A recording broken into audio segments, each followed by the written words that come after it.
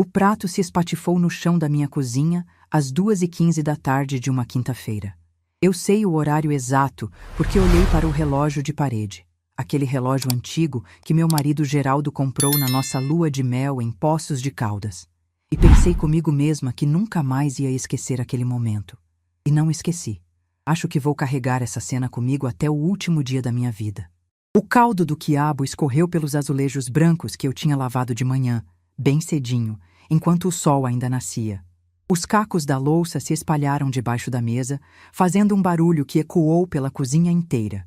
Era a louça da minha mãe. Florezinhas azuis pintadas na borda, pintura simples feita à mão, dessas que não se encontra mais. Ela ganhou de presente de casamento do meu pai e usou a vida inteira sem quebrar nenhuma peça sequer. Quando ela partiu, eu trouxe para minha casa como herança, como lembrança viva do amor dela. E agora estava ali, em pedaços no chão, junto com alguma coisa dentro de mim que também se partiu naquele instante. Meu neto Gustavo, 16 anos, empurrou a cadeira para trás com tanta força que arranhou o piso. Ele se levantou e disse com uma voz carregada de desprezo, uma voz que eu nunca vou esquecer: "Não quero essa comida de pobre. Você só sabe fazer isso, vó." Fiquei paralisada, com o pano de prato na mão, com o avental ainda amarrado na cintura, com o coração apertado de um jeito que eu não sabia que era possível. Olhei para aquele menino que eu ajudei a criar desde que nasceu, que eu embalei quando bebê nas madrugadas frias, cantando as mesmas cantigas que minha mãe cantava para mim, que eu levei para a escola tantas vezes quando a babá faltava, que eu busquei no médico quando estava com febre, que eu sustentava financeiramente sem ele ter a menor ideia, me tratando como se eu fosse menos que nada, como se eu fosse uma empregada que ele podia humilhar sem consequência. Ele nem esperou resposta. Pegou o celular do bolso, disse que ia pedir comida de verdade por aplicativo e foi para o quarto arrastando os chinelos caros no piso. Fechou a porta com força. E eu fiquei ali, sozinha, com 67 anos nas costas, com o cheiro do frango com quiabo que passei a manhã inteira preparando, se misturando com o cheiro amargo da minha humilhação. Me chamo Marta Aparecida dos Santos. Tenho 67 anos e essa história que vou contar mudou completamente a forma como eu me enxergo e como minha família passou a me enxergar também. Mas para vocês entenderem o peso daquele prato quebrado, preciso voltar no tempo e contar quem eu sou de verdade, de onde eu vim e como cheguei até aquela cozinha naquela quinta-feira. Nasci em Uberaba, interior de Minas Gerais, numa casa de chão batido e telhado de telha-vã. Quando chovia forte, a gente colocava bacia no chão para aparar as goteiras e mesmo assim acordava com o colchão molhado. Meu pai, seu Joaquim, era pedreiro de mão cheia. Saía de casa às 5 da manhã, quando ainda estava escuro, e voltava quando o sol já tinha ido embora. Minhas mãos conheciam bem as dele, ásperas, rachadas, com cimento grudado nas linhas da palma. Mãos de homem honesto que nunca teve medo de trabalho duro. Minha mãe, Dona Conceição, lavava roupa para fora. Eu lembro do tanque de cimento no quintal, do sabão de barra que ela mesma fazia em casa, das mãos dela sempre vermelhas e descascando de tanto esfregar roupa dos outros. Ela cantarolava enquanto trabalhava, músicas antigas de rádio, e eu ainda hoje pego cantando essas músicas sem perceber. Éramos 5 filhos para alimentar, e comida na mesa nunca foi garantia. Teve semana que o jantar era angu com couve e nada mais. Mas minha mãe fazia aquele angu com tanto carinho que parecia banquete. Foi com ela que aprendi a lição mais importante da minha vida.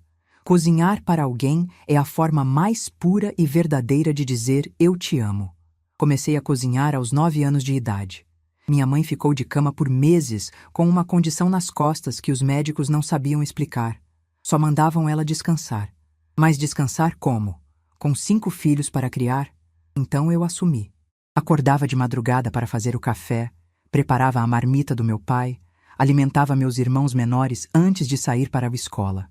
Minha infância acabou cedo, mas nunca reclamei. Era o que precisava ser feito. Aprendi naquela época que desperdício era pecado, que cada grão de arroz no prato representava suor de alguém, que raspar a panela não era vergonha, era respeito pelo trabalho de quem pôs aquela comida ali. Essas lições eu carreguei a vida inteira. Até aquela quinta-feira, quando meu próprio neto jogou no chão tudo que eu acreditava. Casei aos 22 anos com Geraldo Pereira dos Santos, um caminhoneiro de sorriso largo e mãos calejadas. Conheci ele na feira da cidade, num sábado de manhã ensolarado. Eu estava comprando quiabo para minha mãe, e ele estava vendendo queijo que trazia do interior. Nossos olhos se cruzaram por cima das bancas, e ele sorriu para mim.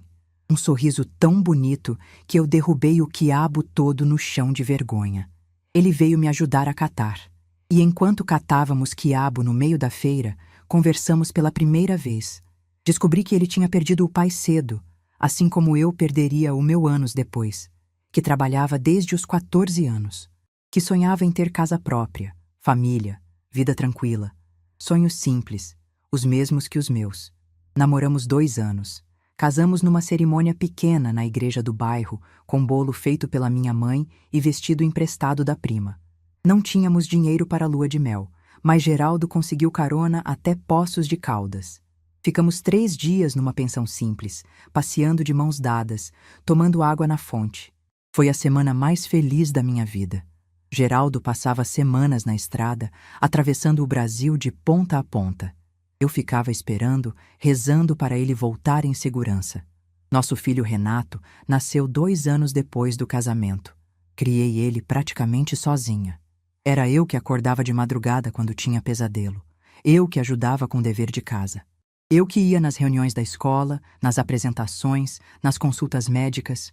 Eu que ensinei ele a andar de bicicleta, a amarrar o sapato, a ser homem de bem. Fiz de tudo para dar a Renato o que eu não tive. Escola boa quando pude pagar, curso de inglês, livros, roupa nova. Queria que meu filho fosse alguém, que tivesse oportunidades que eu jamais tive. Renato se formou em engenharia civil aos 24 anos. Eu estava na primeira fila da formatura, com vestido azul que economizei meses para comprar. Quando chamaram o nome dele, quando subiu naquele palco, eu chorei tanto que molhei o vestido inteiro. Meu menino tinha conseguido. O filho da lavadeira e do pedreiro era engenheiro. 2 anos depois, conheceu Vanessa. Arquiteta, família de classe média alta. Gente que nunca precisou contar moeda para comprar pão. Quando me apresentou ela, senti um frio na barriga. Vanessa era bonita, elegante, falava diferente. Olhou para minha casa simples, para meus móveis velhos, e eu vi algo nos olhos dela. Não era maldade, era pior, era indiferença. Como se eu fosse parte da decoração. Mas Renato estava apaixonado, e eu engoli meus sentimentos. O casamento foi num buffet elegante, com decoração de flores e banda ao vivo. Os pais de Vanessa organizaram tudo. Me colocaram numa mesa no canto, longe da mesa principal. Passei a festa sorrindo, fingindo que não percebia os olhares da mãe dela. Geraldo segurou minha mão debaixo da mesa e sussurrou: "Deixa pra lá, Marta. O importante é que o menino tá feliz." Engoliu o orgulho, como sempre fazia. 3 anos depois veio Gustavo, meu neto. Quando vi aquele bebê no hospital, prometi que faria qualquer coisa por ele. E fiz. Por 16 anos fiz tudo o que pude e mais. Nos primeiros meses de vida dele, praticamente me mudei para a casa de Renato. Vanessa estava esgotada, Renato trabalhava demais. Eu cozinhava, limpava, lavava roupa, acordava de madrugada para dar mamadeira. Nunca pedi nada em troca. Era meu papel, pensava. Geraldo partiu quando Gustavo tinha 3 anos. Condição cardíaca que sabíamos existir, mas que sempre achávamos que tinha mais tempo. Nunca tem tempo suficiente. A dor foi a maior da minha vida. 32 anos juntos. E de repente, eu estava sozinha. Me agarrei a Gustavo como boia de salvação. O que ninguém sabia é que Geraldo me deixou mais que saudade. O seguro de vida era considerável. A casa estava quitada. Fui investindo com cuidado, guardando, fazendo render. Nunca gastei com luxo. Minha vida continuou simples, mas minha família precisava. Ou foi o que me fizeram acreditar. Quando Renato quis comprar apartamento maior, faltava dinheiro para a entrada. Veio até minha casa e disse: "Mãe, a senhora podia emprestar 40 mil?" Dei. No dia seguinte, transferi. Nunca devolveu. 2 anos depois, a loja de Vanessa quase quebrou. Renato me ligou às 11 da noite precisando de 80 mil. Transferi no dia seguinte. Vanessa mandou mensagem de 3 linhas. Nunca mais tocou no assunto. Quando Gustavo entrou na escola particular cara, me ofereci para pagar mensalidade. Pago até hoje. E veio a mesada. R$ 500 por mês na conta de Gustavo. Mas Renato pediu para eu não contar que era eu. Disse que seria constrangedor para o menino receber dinheiro da avó. Na época, concordei. Hoje entendo que a palavra certa era vergonha. Tinham vergonha de mim. Gustavo cresceu sem saber que a avó que ele mal visitava pagava tudo. Os tênis de marca, os jogos caros, o celular novo, as saídas com amigos, tudo da minha conta, através de transferência automática que nunca questionei. Fui me tornando invisível. Aniversários dele em buffets? Ficava sabendo pelas fotos dias depois. Natal? Viajavam com os pais de Vanessa. Eu passava sozinha, vendo fogos pela televisão. Mas quando a babá faltava, quem chamavam? Eu. Quando passava mal na escola, quem buscava? Eu. Quando precisavam de alguém no fim de semana, quem aparecia? Sempre eu. Eu era a avó de emergência, a reserva, a solução barata para os problemas. Até aquela quinta-feira. Renato pediu para eu ficar com Gustavo no fim de semana. Casamento em São Paulo, não queriam levar o menino. Aceitei feliz. Arrumei o quarto, comprei ingredientes, planejei um fim de semana especial. Gustavo chegou na sexta com fones de ouvido. Me deu beijo sem tirar os fones, sem olhar nos meus olhos. Foi para o quarto e passou a noite no celular. No sábado, acordei cedo. Fiz frango com quiabo, receita da minha mãe que fazia para Renato quando era pequeno. Cozinhei com carinho, temperando do jeito certo. Pus a mesa com toalha bordada, pratos bons, copos de cristal. Chamei Gustavo ao meio-dia. Veio arrastando os pés, celular na mão. Sentou, olhou para a mesa, fez careta de nojo. Que isso, vó? Frango com quiabo, meu filho. Sua bisavó fazia para mim, eu fazia para seu pai, agora faço para você. Ele cutucou a comida, levantou um pedaço de quiabo como se fosse nojento e empurrou o prato. Vocês já sabem o que aconteceu. Depois que ele foi para o quarto, fiz o que sempre fiz diante da dor. Trabalhei em silêncio.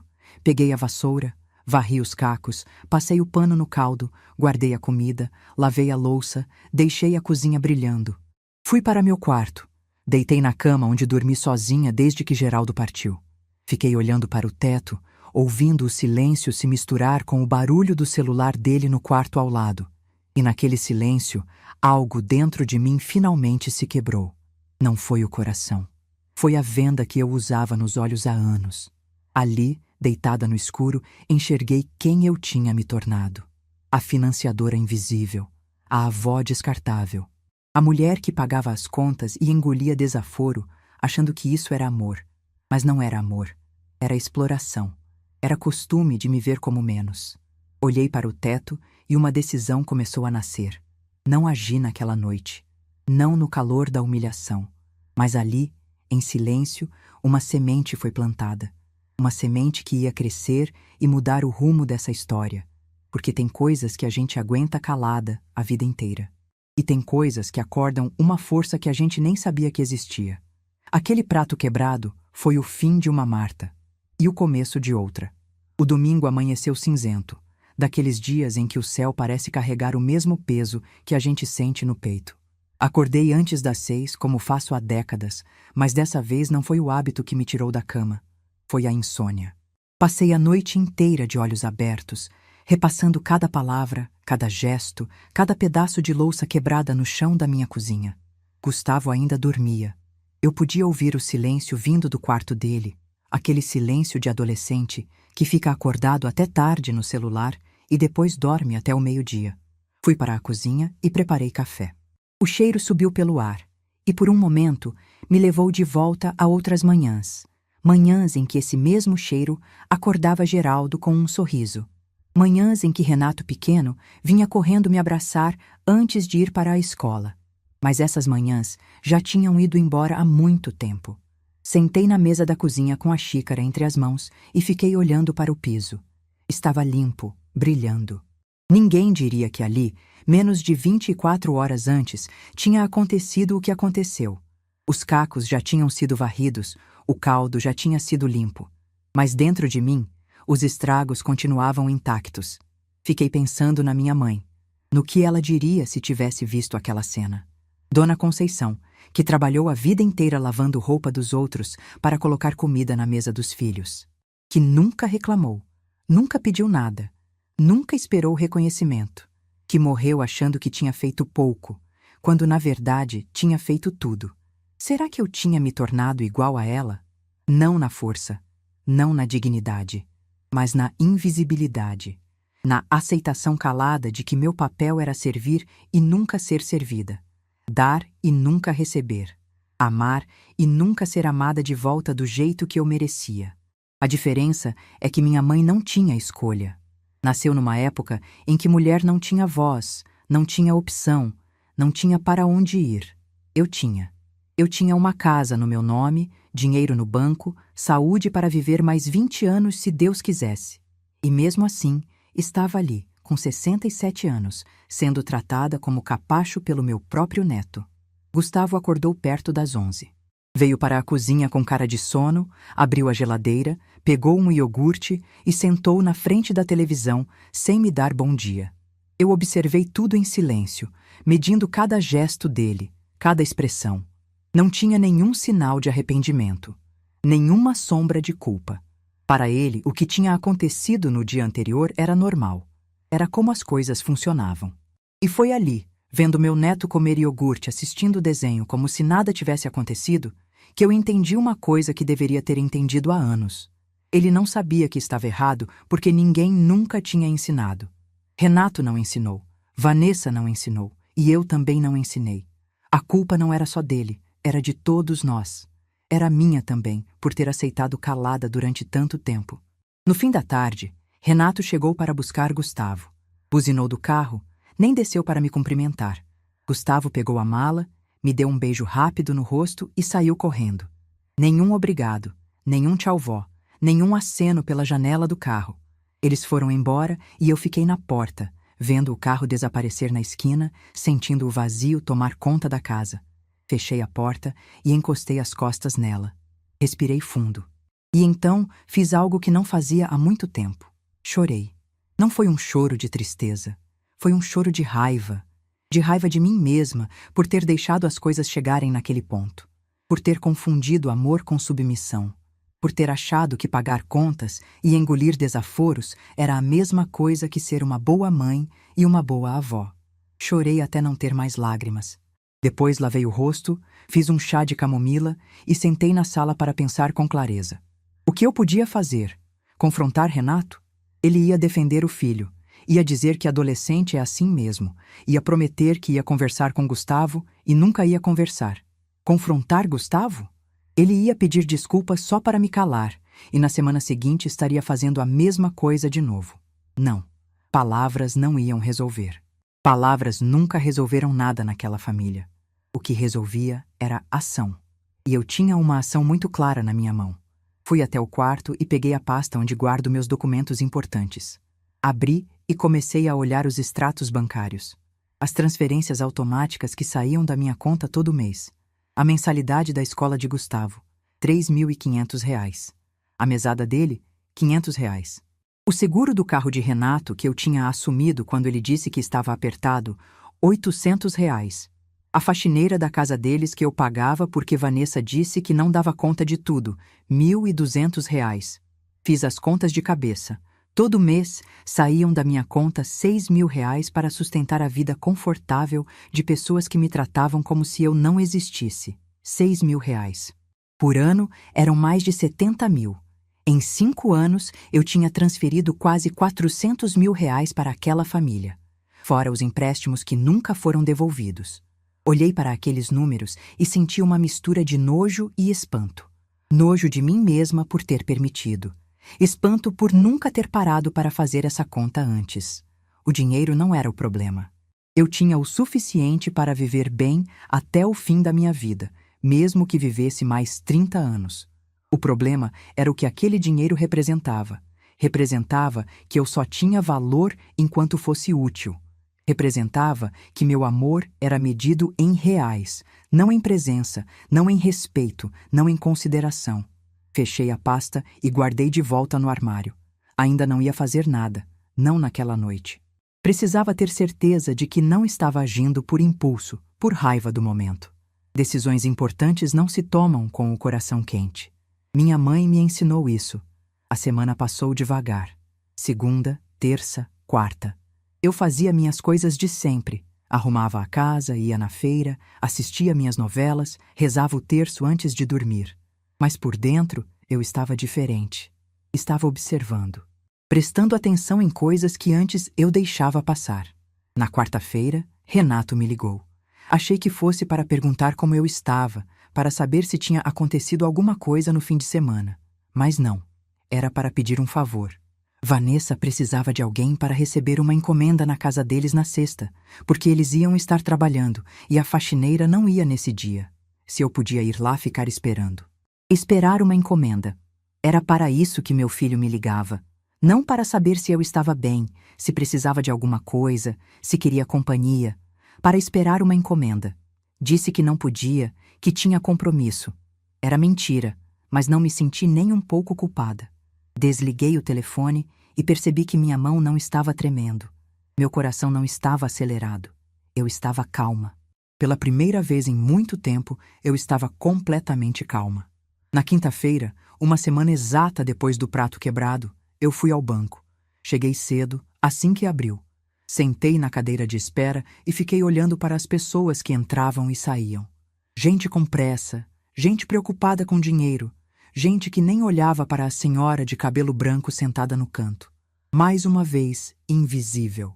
Mas dessa vez, a invisibilidade jogava a meu favor. Quando chamaram meu nome, fui até o caixa e pedi para falar com o gerente. Seu Marcos, um homem de uns 50 anos que cuida da minha conta há mais de década, me recebeu com aquele sorriso profissional de sempre. Dona Marta, que prazer! Em que posso ajudar? Sentei na cadeira em frente à mesa dele e respirei fundo. Seu Marcos, eu quero cancelar algumas transferências automáticas. Ele franziu a testa, mas manteve o sorriso. Claro, sem problema. Quais transferências? Eu tinha anotado tudo num papel. Entreguei para ele. Todas essas. Ele olhou para a lista. A mensalidade da escola, a mesada, o seguro do carro, a faxineira. Olhou para mim com uma expressão que misturava surpresa e algo parecido com respeito. A senhora tem certeza, dona Marta? São valores consideráveis. Quer que eu entre em contato com os beneficiários para... Não precisa, cortei. Só cancela. A partir de hoje. Ele assentiu devagar. A senhora está bem? Aconteceu alguma coisa? Por um momento pensei em contar, em desabafar com aquele homem que eu mal conhecia sobre tudo o que tinha acontecido. Mas não era o lugar nem a hora. Estou ótima, seu Marcos. Melhor do que estive em anos. Ele processou o cancelamento em silêncio. Quando terminou, me entregou os comprovantes. Pronto, dona Marta. As transferências foram canceladas. A partir do mês que vem, nenhum valor sai mais automaticamente. Guardei os papéis na bolsa e me levantei. Obrigada, seu Marcos. Disponha. E dona Marta? Parei na porta e olhei para ele. A senhora está fazendo a coisa certa. Seja lá o que for. Não respondi. Só sorri e saí. No caminho de volta para casa, passei na padaria e comprei pão de queijo fresco. Passei na floricultura e comprei um vasinho de violetas para colocar na janela da cozinha. Passei no açougue e comprei um pedaço de carne boa para fazer um jantar caprichado. Para mim. Só para mim. Cheguei em casa e preparei tudo com calma. Coloquei música no rádio, aquelas músicas antigas que minha mãe cantava. Cozinhei sem pressa, temperando do meu jeito, fazendo do meu gosto. Pus a mesa com a toalha bonita, acendi uma vela, servi uma taça de vinho que estava guardada há meses na geladeira. E jantei sozinha, em paz, pela primeira vez em muito tempo, sentindo que aquela refeição era uma celebração, não uma obrigação. Enquanto comia, pensei no que viria pela frente. Renato ia descobrir no mês seguinte, quando as contas começassem a voltar. Gustavo ia perceber quando a mesada não caísse na conta. Vanessa ia surtar quando a faxineira cobrasse diretamente dela. Ia ter ligação, ia ter choro, ia ter acusação. Mas eu estava pronta. Tinha passado 67 anos da minha vida cuidando dos outros. Criando filho, ajudando o neto, pagando conta, engolindo desaforo. 67 anos achando que amor era isso. Se anular para o outro existir. Mas amor não era isso. Amor era via de mão dupla. Amor era respeito. Amor era olhar nos olhos e dizer obrigado. Era perguntar como foi seu dia. Era lembrar que a pessoa existe mesmo quando não se precisa dela para nada. E se a minha família não sabia amar assim, então eu ia ensinar. Da única forma que eles entendiam. Terminei o jantar, lavei a louça, guardei as sobras. Fui para a sala, peguei meu caderninho de anotações e escrevi uma lista de coisas que eu queria fazer nos próximos meses. Viajar para a Aparecida, que eu nunca tinha ido. Fazer um curso de pintura que sempre tive vontade. Visitar minha irmã em Belo Horizonte. Comprar uma televisão nova para o quarto. Coisas para mim. Só para mim. Olhei para aquela lista e sorri. Não era um sorriso de vitória nem de vingança. Era um sorriso de libertação. De quem finalmente tinha entendido que não precisava da aprovação de ninguém para ser feliz.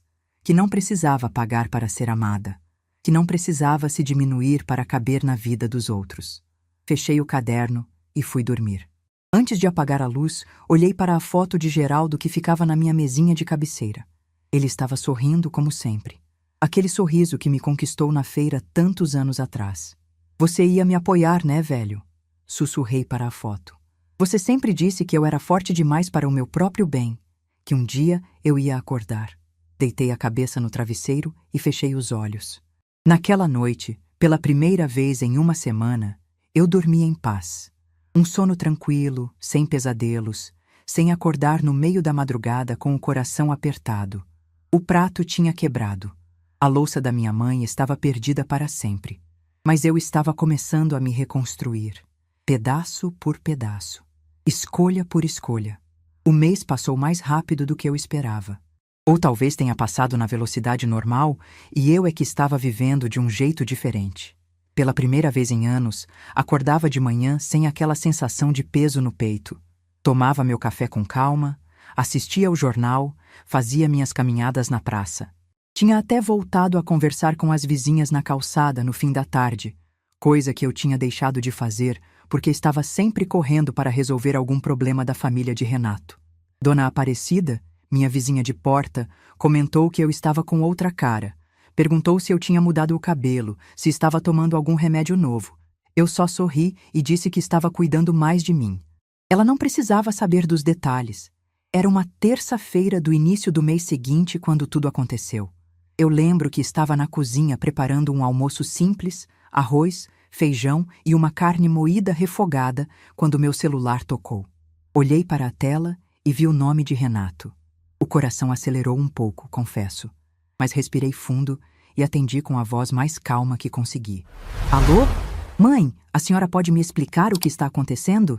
A voz dele estava diferente.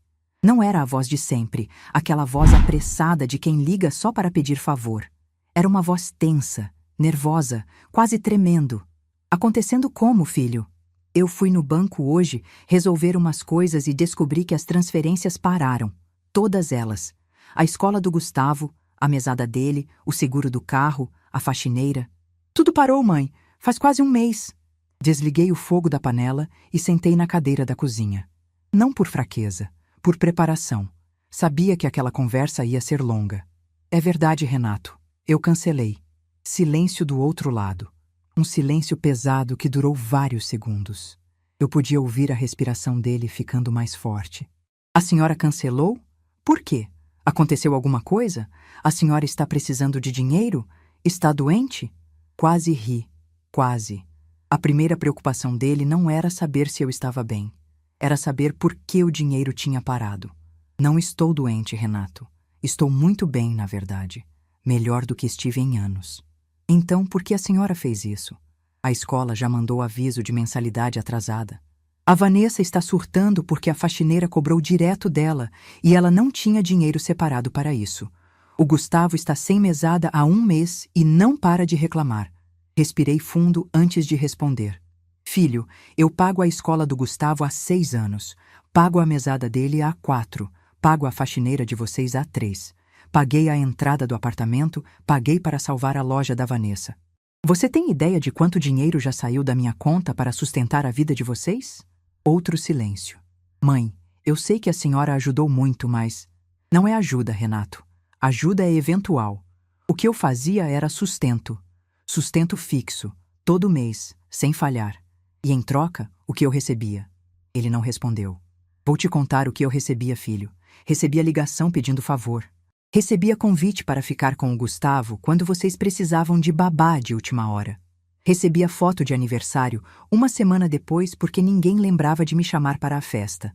Recebia Natal sozinha, assistindo fogos pela televisão, enquanto vocês viajavam com os pais da Vanessa. Minha voz não tremeu. Não levantei o tom. Falei com a mesma calma com que estava preparando meu almoço. Mãe, a senhora está exagerando. A gente sempre... Renato, seu filho jogou um prato de comida no chão da minha cozinha. A comida que eu passei a manhã inteira fazendo com amor. A louça era da sua avó Conceição.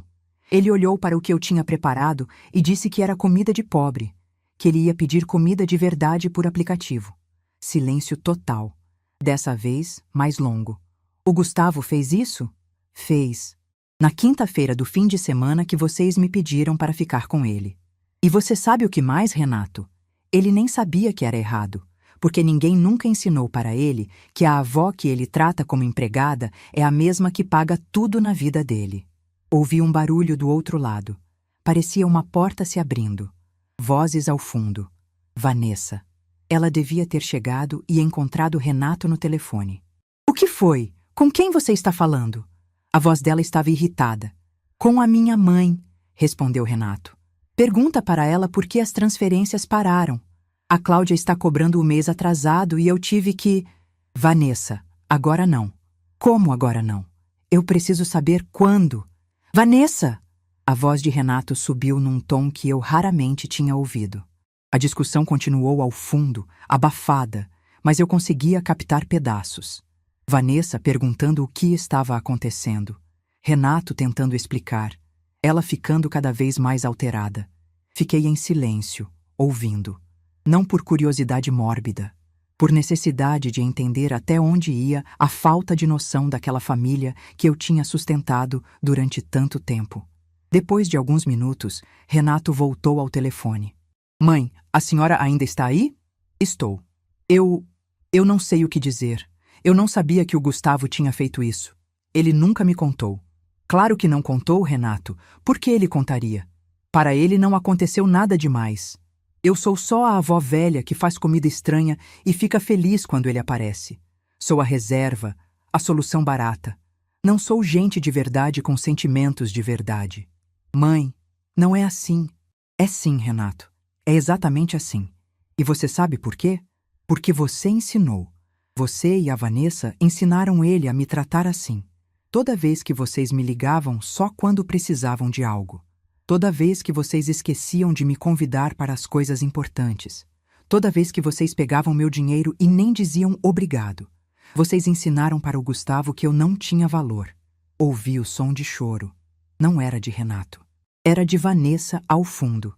Não sei se era choro de arrependimento ou de desespero por causa do dinheiro. Talvez fosse os dois.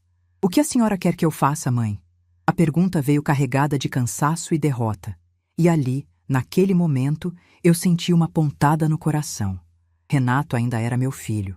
O menino que eu criei sozinha, que eu ensinei a andar de bicicleta, que eu consolei quando tinha pesadelo. Por um segundo, a mãe em mim quis dizer que estava tudo bem, que eu voltava a pagar tudo, que a gente esquecia esse assunto. Mas então lembrei do prato quebrado, da louça da minha mãe, em cacos no chão, da voz do meu neto dizendo comida de pobre. E a Marta Nova falou mais alto que a mãe velha. O que eu quero, Renato, é respeito. Só isso. Quero ser tratada como gente, não como caixa eletrônico. Quero ser convidada para os aniversários, não chamada só quando a babá falta. Quero que meu neto saiba quem eu sou de verdade, não a velha chata que ele pode humilhar sem consequência. E as transferências? As transferências acabaram. Vocês são adultos, Renato. Você é engenheiro, Vanessa tem a loja dela. Vocês têm condição de pagar a escola do filho de vocês, de pagar a própria faxineira, de dar mesada com o próprio dinheiro. Mas, mãe, a gente se organizou contando com essa ajuda. Vai ser difícil. Vai ser difícil, sim.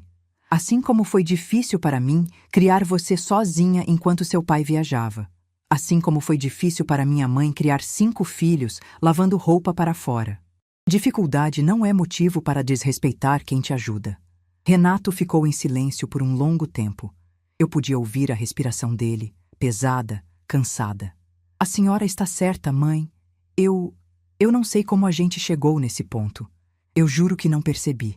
Eu sei que você não percebeu, filho. E talvez essa seja a parte mais triste de tudo isso. Vocês me tratavam mal sem nem perceber. Eu tinha me tornado tão invisível que nem o desrespeito vocês conseguiam enxergar. Ouvi Vanessa se aproximando de novo. A voz dela estava mais baixa agora, menos histérica. Deixe eu falar com ela, disse Vanessa. Vanessa, agora não é hora. Deixa, Renato. Ouvi o celular trocar de mão. Dona Marta, é a Vanessa. Respirei fundo. A relação com Vanessa nunca tinha sido fácil. Ela sempre me olhou de cima para baixo, desde o primeiro dia. Mas eu ia ouvir o que ela tinha para dizer. Oi, Vanessa? Dona Marta, eu sei que a gente nunca foi muito próxima. E eu sei que talvez eu não tenha tratado a senhora da forma certa.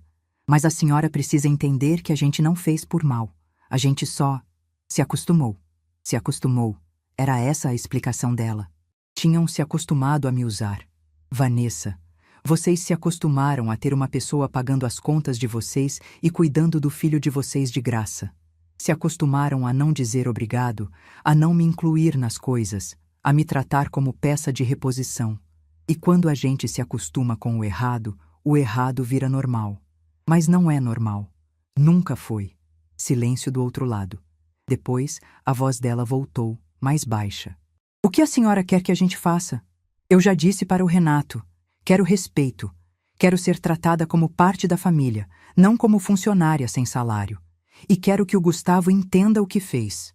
Não quero que vocês obriguem ele a pedir desculpas. Quero que ele entenda de verdade por que foi errado. Ele vai entender. Eu vou conversar com ele hoje mesmo. Vanessa, não adianta vocês conversarem. Ele precisa sentir. Precisa passar pelo que eu passei a vida inteira. Não ter dinheiro caindo na conta do nada, não ter sempre alguém para resolver os problemas. Precisa aprender o valor das coisas. Vanessa ficou em silêncio. Acho que pela primeira vez ela estava realmente ouvindo o que eu dizia. Eu preciso ir agora, disse. Meu almoço está esfriando.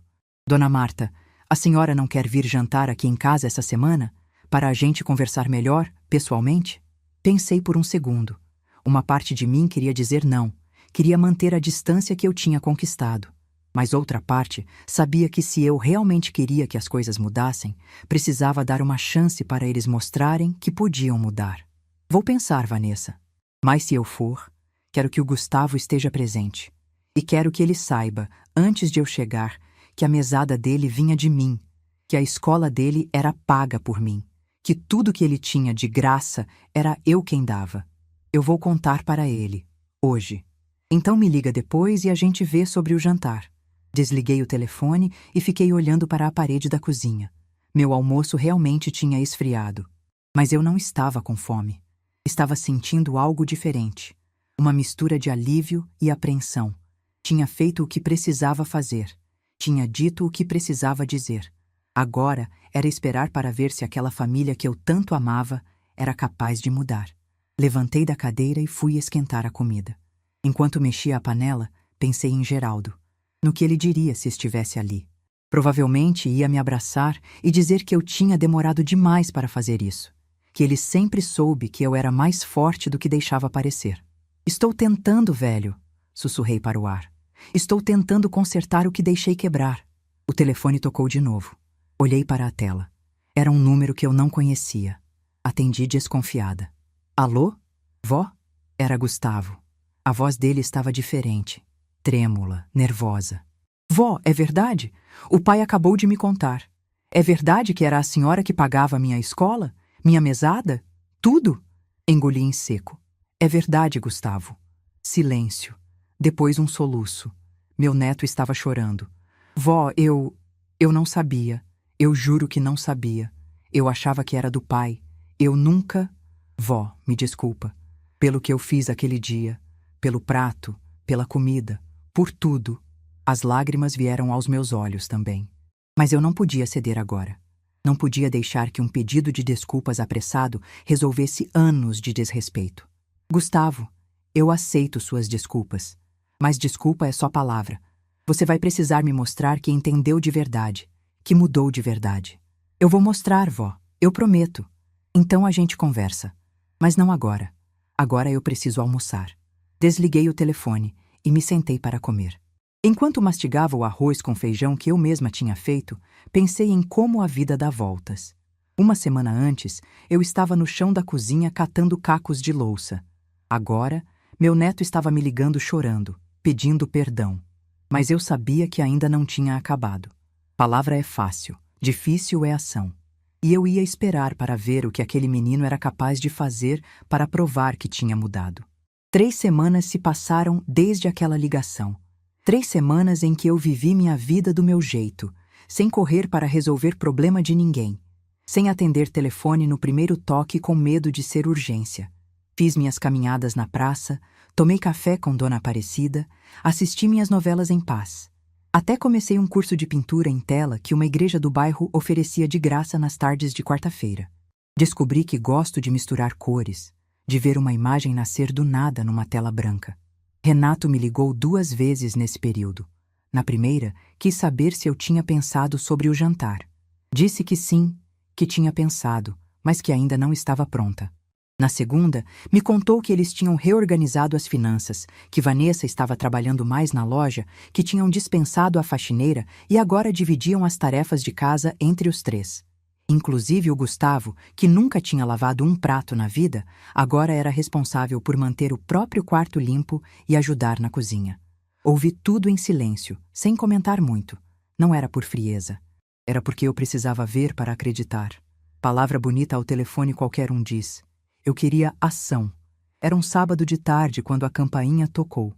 Eu estava na sala vendo um programa de culinária, anotando uma receita de bolo de milho que parecia fácil de fazer. Estranhei porque não esperava ninguém. Minhas visitas eram sempre combinadas com antecedência. Levantei devagar, com aquela cautela que a gente desenvolve com a idade, e fui até a porta. Olhei pelo olho mágico e meu coração deu um salto. Era Gustavo, sozinho, com uma sacola de supermercado na mão e a cara mais sem jeito que eu já tinha visto naquele menino. Abri a porta e fiquei olhando para ele. Ele estava diferente. Não fisicamente, ainda era o mesmo adolescente de 16 anos, alto, magro, com aquele cabelo que nunca fica no lugar. Mas tinha algo nos olhos dele que eu não reconhecia. Parecia humildade ou vergonha, talvez os 2. Oi, vó. Oi, Gustavo. Ficamos nos olhando por alguns segundos. Ele mudou o peso de um pé para o outro, claramente desconfortável. Posso entrar? Me afastei da porta e fiz sinal para ele passar. Ele entrou devagar, olhando ao redor como se estivesse vendo minha casa pela primeira vez. Ou talvez estivesse vendo de verdade pela primeira vez, com olhos diferentes. Senta aí na sala. Quer água? Suco? Água, por favor. Fui até a cozinha, peguei um copo de água gelada e voltei. Entreguei para ele e sentei na poltrona de frente. Ele bebeu a água inteira de uma vez, como se estivesse morrendo de sede, ou de nervosismo. Como você veio até aqui? Perguntei. Ele olhou para o chão antes de responder. De ônibus. Franzi a testa. Gustavo nunca tinha andado de ônibus na vida. Sempre foi levado e buscado de carro, por Renato, por Vanessa, por motorista de aplicativo quando os pais não podiam. Ônibus era coisa de gente comum, como eu já tinha ouvido Vanessa dizer uma vez. De ônibus, sozinho? Peguei 3 conduções para chegar aqui. Me perdi uma vez, desci no ponto errado, tive que perguntar para um senhor que vendia pamonha na rua qual era o caminho. Demorei quase 2 horas. Fiquei em silêncio, esperando ele continuar. Vó, eu precisava vir. Precisava falar com a senhora pessoalmente. Não no telefone, não por mensagem. Pessoalmente. Assenti com a cabeça, ainda sem dizer nada. Ele respirou fundo, colocou a sacola de supermercado no chão ao lado do sofá e me olhou nos olhos.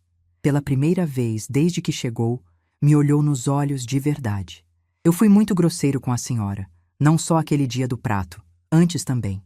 Eu não ligava para a senhora, não perguntava como a senhora estava, não dizia obrigado por nada. A senhora era só Era só a avó que aparecia quando meus pais precisavam. Eu nem sabia que era a senhora que pagava minha escola, minha mesada, tudo. Ele parou, engoliu em seco e continuou. Quando meu pai me contou, eu fiquei em choque. Sério, vó, eu achava que ele e minha mãe tinham dinheiro sobrando. Que a vida era fácil assim mesmo. Nunca tinha parado para pensar de onde vinha tudo que eu tinha. Os tênis, os jogos, as saídas com meus amigos. Eu achava que era normal. E agora? Perguntei. Agora eu sei que não é. Que alguém trabalhou a vida inteira para juntar esse dinheiro. Que alguém acordou de madrugada, lavou roupa, cozinhou, abriu mão de um monte de coisa para ter o que me dar. E esse alguém era a senhora. E eu joguei comida no chão da sua casa e disse que era comida de pobre. A voz dele falhou no final. Vi os olhos dele se encherem de lágrimas, mas ele não deixou cair. Ficou ali, segurando, mordendo o lábio. Gustavo, deixa eu terminar, vó. Por favor. Fiz sinal para ele continuar. Essas 3 semanas foram as piores da minha vida. Não por causa do dinheiro. Eu não ligo para a mesada. De verdade. Arrumei um estágio numa papelaria perto de casa, estou trabalhando 3 tardes por semana. O dinheiro é pouco, mas é meu. Pela primeira vez na vida, é meu de verdade. Senti algo se mover dentro do meu peito. Orgulho, talvez. Ou esperança. O que me fez mal foi pensar no que eu fiz com a senhora. Toda noite, antes de dormir, eu lembrava do prato quebrando. Da cara da senhora naquele dia. Da comida no chão. E eu sentia tanta vergonha que queria voltar no tempo. Ele se inclinou para a frente, apoiando os cotovelos nos joelhos. Eu pesquisei na internet como fazer frango com quiabo. Vi um monte de vídeo, anotei tudo, comprei os ingredientes. Tentei fazer em casa semana passada. Ele pegou a sacola do chão e tirou de dentro um pote de plástico. Não ficou bom. Ficou horrível, na verdade. O frango ficou seco, o quiabo ficou babando, o tempero ficou errado, minha mãe provou e quase cuspiu. Ele deu um sorriso triste. Mas eu trouxe mesmo assim, porque eu queria que a senhora visse que eu tentei, que eu quis fazer a mesma comida que a senhora fez para mim, mesmo sabendo que não ia ficar igual. Ele estendeu o pote para mim. Olhei para aquele pote de plástico com frango com quiabo mal feito, preparado por um adolescente de 16 anos que nunca tinha pisado numa cozinha de verdade, que atravessou a cidade de ônibus pela primeira vez na vida só para me entregar aquilo. E pela primeira vez em muito tempo, eu senti que as lágrimas queriam vir. Peguei o pote. Abri a tampa. O cheiro que saiu não era o cheiro da receita da minha mãe.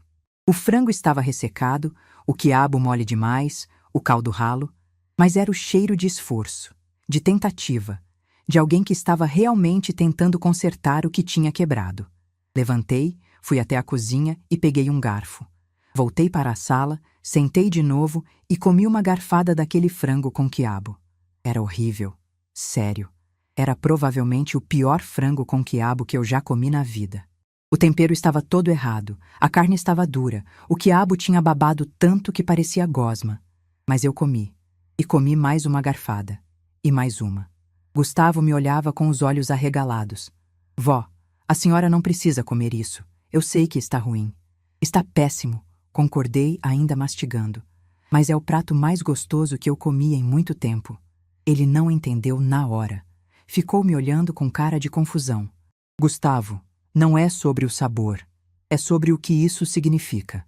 Você veio até aqui de ônibus, sozinho, sem avisar ninguém. Você tentou fazer uma receita que nunca fez na vida. Você está aqui, na minha frente, me pedindo desculpas de verdade. Não por telefone, não porque seus pais mandaram, porque você quis. Os olhos dele se encheram de lágrimas de novo. Dessa vez, ele não conseguiu segurar. Uma lágrima desceu pelo rosto dele e ele limpou rápido com a manga da camisa.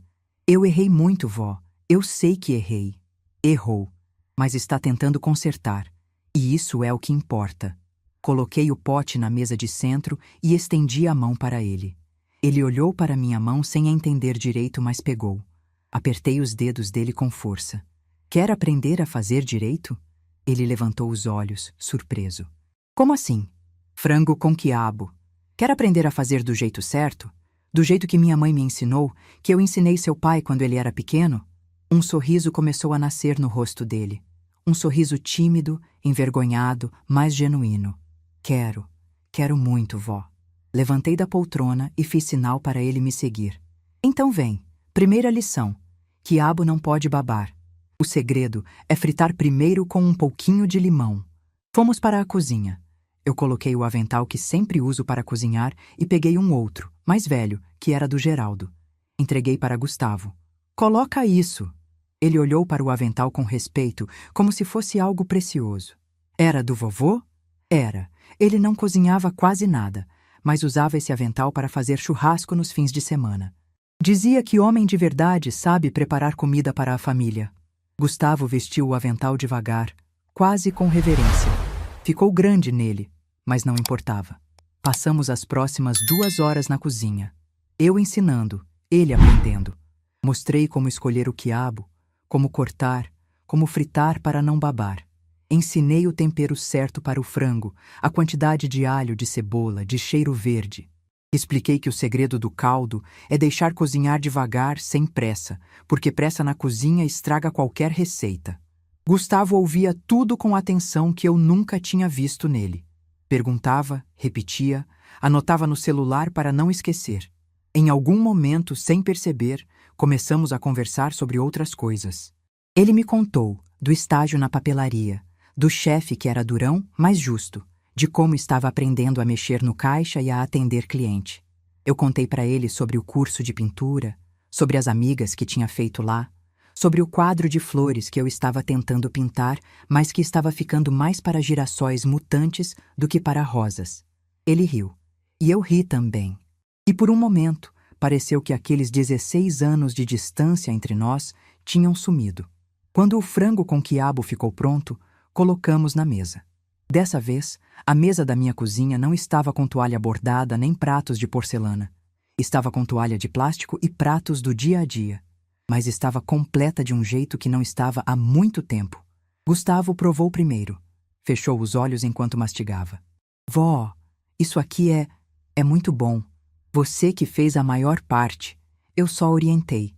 Ele sorriu. Aquele sorriso que me lembrava Geraldo, que me lembrava Renato quando era pequeno. Posso vir aqui toda semana para a senhora me ensinar outras receitas? Olhei para aquele menino que 1 mês antes tinha jogado minha comida no chão e vi algo que não via há muito tempo. Possibilidade. Possibilidade de reconstruir algo que eu achava que estava perdido para sempre. Pode. Toda quarta-feira depois do meu curso de pintura. Você vem, a gente cozinha juntos e depois janta. Combinado. Ele estendeu a mão para selar o acordo, como se fosse um contrato sério. Eu apertei a mão dele, firme. Mas tem uma condição, eu disse. Qual? Você vem de ônibus, sozinho, sem os pais trazerem de carro. Ele riu. Pode deixar, vó, já aprendi o caminho de cor. Terminamos de jantar e ele ajudou a lavar a louça. Sem eu pedir, sem reclamar. Lavou, secou e guardou nos lugares certos. Quando terminou, me deu um abraço apertado, desses de verdade, que eu não recebia dele desde que era criança pequena. Obrigado, vó, por me dar outra chance. Todo mundo merece outra chance, Gustavo, desde que faça por merecer. Ele saiu quando já estava escurecendo. Fiquei na porta vendo ele caminhar até o ponto de ônibus, atravessar a rua, esperar o transporte chegar. Acenou para mim antes de subir. Acenei de volta. Fechei a porta e encostei as costas nela, como tinha feito no dia do prato quebrado. Mas dessa vez, eu não estava chorando de raiva. Estava sorrindo. Olhei para a cozinha, para a louça limpa, para a mesa onde tínhamos jantado juntos. Às vezes, para uma coisa se reconstruir, ela precisa quebrar primeiro. E talvez, só talvez, aquele prato quebrado tivesse sido o melhor presente que meu neto poderia ter me dado. 6 meses. Parece pouco tempo quando a gente fala assim. 6 meses. Mas quando cada dia traz uma pequena mudança, quando cada semana marca uma conquista diferente, 6 meses se transformam numa vida inteira. E foi exatamente isso que aconteceu comigo. Hoje é sábado, fim de tarde, e eu estou sentada na varanda do meu apartamento em Belo Horizonte, olhando o sol se pôr atrás dos prédios. Sim, Belo Horizonte. Estou na casa da minha irmã Alzira, aquela que eu mencionei lá no começo dessa história, quando fiz a lista de coisas que queria fazer para mim mesma. Pois bem, fiz. Vim passar 2 semanas com ela, matar a saudade, colocar a conversa em dia. Alzira é 3 anos mais velha que eu, tem 70 anos e a mesma teimosia que herdamos da nossa mãe. Quando contei para ela tudo o que tinha acontecido, desde o prato quebrado até a reconciliação com Gustavo, ela ficou em silêncio por um longo tempo. Depois disse, com aquele jeito direto dela: Marta, você demorou demais, mas antes tarde do que nunca. Ela tinha razão. Eu tinha demorado demais. Décadas aceitando migalhas, décadas me diminuindo para caber na vida dos outros. Mas como ela mesma disse, antes tarde do que nunca. As quartas-feiras com Gustavo viraram tradição. Todo final de tarde, ele aparece na minha casa de ônibus, sozinho, com o caderninho onde anota as receitas que vou ensinando. Já aprendeu arroz, feijão tropeiro, frango com quiabo do jeito certo, carne de panela, tutu de feijão. Na semana passada, ele fez um pão de queijo que ficou quase tão bom quanto o da padaria. Quase. Mas o mais importante não são as receitas. É a conversa que a gente tem enquanto cozinha. Gustavo me conta sobre o estágio na papelaria, sobre a escola, sobre os amigos. Descobri que ele gosta de desenhar, que sonha em fazer faculdade de design, que tem medo de decepcionar os pais. Descobri também que ele se sentia sozinho, mesmo tendo tudo que o dinheiro podia comprar. Que usava as coisas materiais para preencher um vazio que ele não sabia nomear. Um dia, enquanto picávamos cebola juntos, ele me perguntou: Vó, como a senhora sabia que o vovô era o homem certo? Fiquei em silêncio por um momento, lembrando de Geraldo, do sorriso dele na feira, das mãos calejadas que seguravam as minhas com tanta delicadeza. Respondi: Eu não sabia, Gustavo. A gente nunca sabe de verdade. Mas eu senti. Senti que ele me via, entende? Não via só uma moça bonita ou uma esposa em potencial. Via eu de verdade, com todos os meus defeitos e qualidades. E isso é raro. Quando alguém te vê de verdade, segura essa pessoa e não larga. Ele ficou pensativo. Depois disse: Eu nunca tinha visto a senhora de verdade, né, vó? Antes de tudo isso acontecer. Não tinha, concordei. Mas agora vê. E isso é o que importa. O estágio na papelaria virou emprego de meio período. O dono gostou tanto do trabalho de Gustavo que ofereceu um contrato formal com carteira assinada. O salário não é muito, mas é dele. Ganho com o próprio esforço, suado com as próprias mãos. Na semana passada, ele me mostrou orgulhoso o primeiro contra-cheque. Tinha um brilho nos olhos que eu nunca tinha visto antes. O brilho de quem conquistou algo por mérito próprio. E sabe o que ele fez com o primeiro salário? Não comprou tênis de marca, não comprou jogo novo, não gastou com besteira. Ele guardou. Disse que está juntando para uma coisa especial, mas não quis me contar o que era. Deixei para lá. Às vezes, os jovens precisam ter seus segredos. Com Renato e Vanessa, a relação também mudou. Não vou dizer que está perfeita, porque seria mentira. Ainda tem momentos de desconforto, ainda tem conversas que parecem forçadas. Mas o básico mudou. Eles me ligam para saber como estou, não só para pedir favor. Me convidam para os eventos, não só quando precisam de babá. Me tratam como parte da família, não como funcionária invisível. Vanessa, em particular, me surpreendeu. Um mês depois de tudo acontecer, ela apareceu na minha casa sozinha, sem avisar. Trouxe um bolo que ela mesma tinha feito, meio torto, com cobertura irregular. Sentou na minha cozinha e pediu desculpas. Não desculpas genéricas, dessas que a gente diz só para encerrar assunto. Desculpas específicas. Pediu desculpas por ter me colocado na mesa do canto no casamento, por nunca ter me convidado para as viagens de Natal, por ter deixado que a mãe dela me tratasse com superioridade sem nunca interferir, por ter achado durante anos que eu era apenas a sogra inconveniente que vinha junto com o pacote de casar com Renato. Eu escutei tudo em silêncio. Quando ela terminou, perguntei: E agora, Vanessa? O que muda? Ela me olhou nos olhos e disse: Agora a senhora é a matriarca da família. E eu vou fazer questão de que todo mundo trate a senhora como tal, inclusive meus pais. Não sei se ela vai conseguir cumprir essa promessa, mas o fato de ter feito já significou muito. O jantar aconteceu no mês passado. Aquele jantar que Vanessa tinha proposto lá no começo, quando a bomba estourou.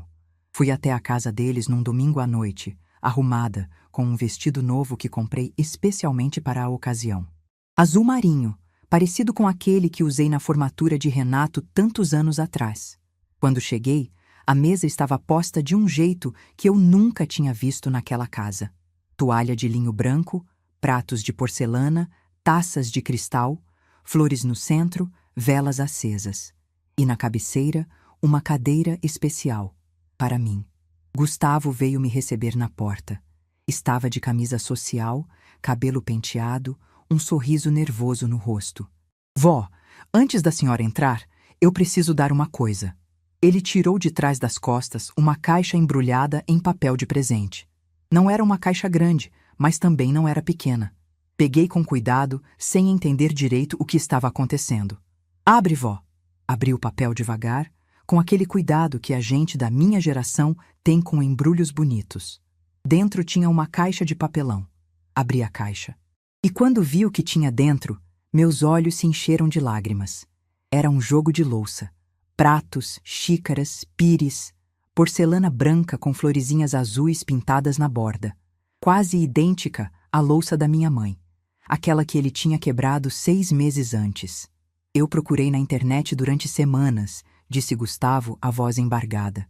Não achei igualzinha, porque não fabricam mais, mas achei essa que é parecida. É para começar uma coleção nova, vó. Uma nossa. Não consegui falar nada. Só abracei aquele menino com toda a força que eu tinha. Um abraço longo, apertado, desses que dizem mais do que qualquer palavra poderia dizer. Eu comprei com meu dinheiro. Ele sussurrou no meu ouvido. Do estágio. Fui juntando desde o primeiro salário. Ali, abraçada com meu neto na porta da casa do meu filho, segurando uma caixa de louça que representava muito mais do que simples objetos, eu entendi que tudo tinha valido a pena. A dor, a decisão difícil, os meses de incerteza, tudo tinha nos trazido até aquele momento.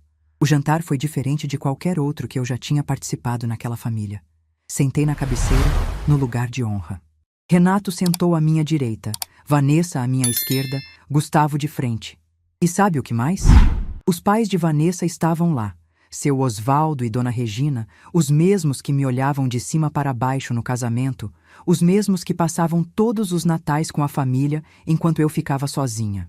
Dona Regina, que nunca tinha dirigido mais do que 2 palavras para mim em quase 20 anos, veio me cumprimentar assim que cheguei.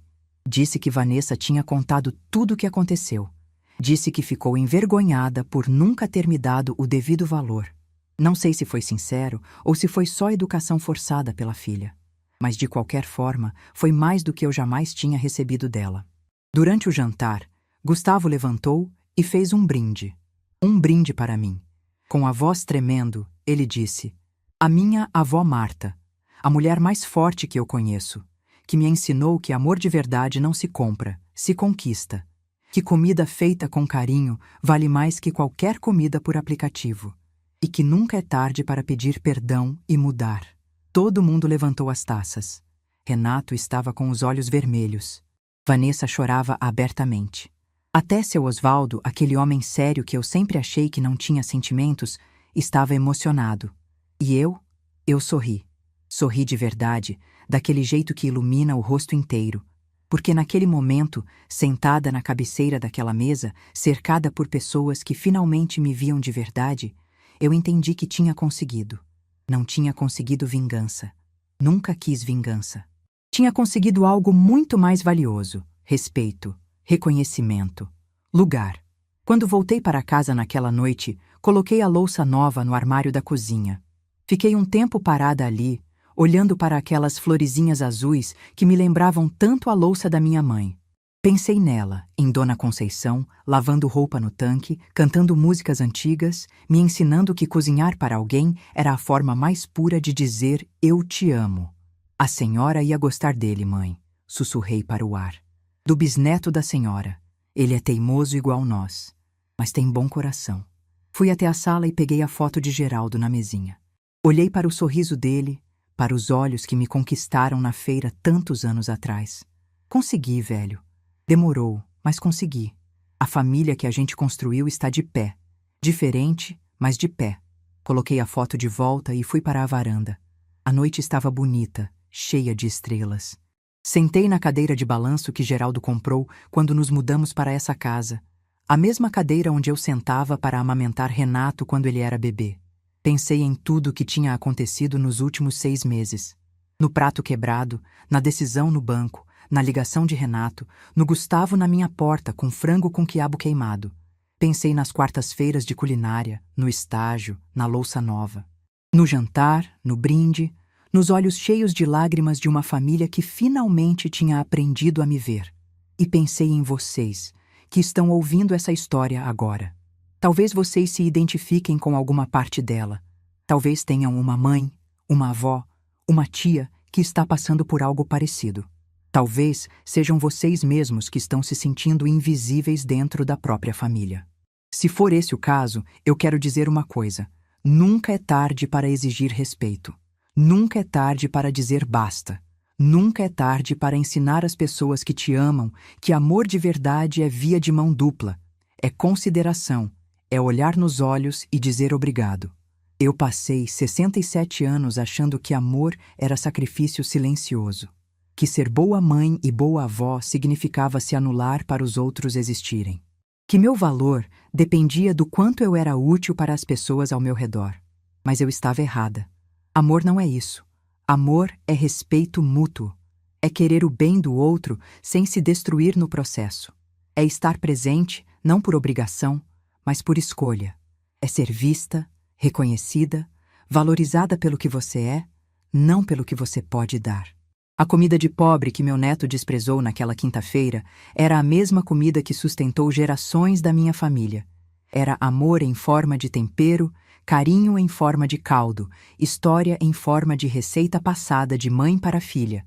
E hoje, essa receita continua viva, nas mãos de um menino de 16 anos que aprendeu, da forma mais difícil, que algumas coisas não têm preço. Meu nome é Marta Aparecida dos Santos. Tenho 67 anos, e essa história que contei para vocês mudou minha vida para sempre. Não porque eu venci, não porque eu me vinguei, mas porque eu me libertei. E essa liberdade, posso dizer com certeza, vale mais do que qualquer prato de porcelana. Se essa história tocou seu coração, deixe seu like, se inscreva no canal e comente aqui embaixo. No meu lugar, o que você faria? Sua mensagem pode iluminar o dia de alguém.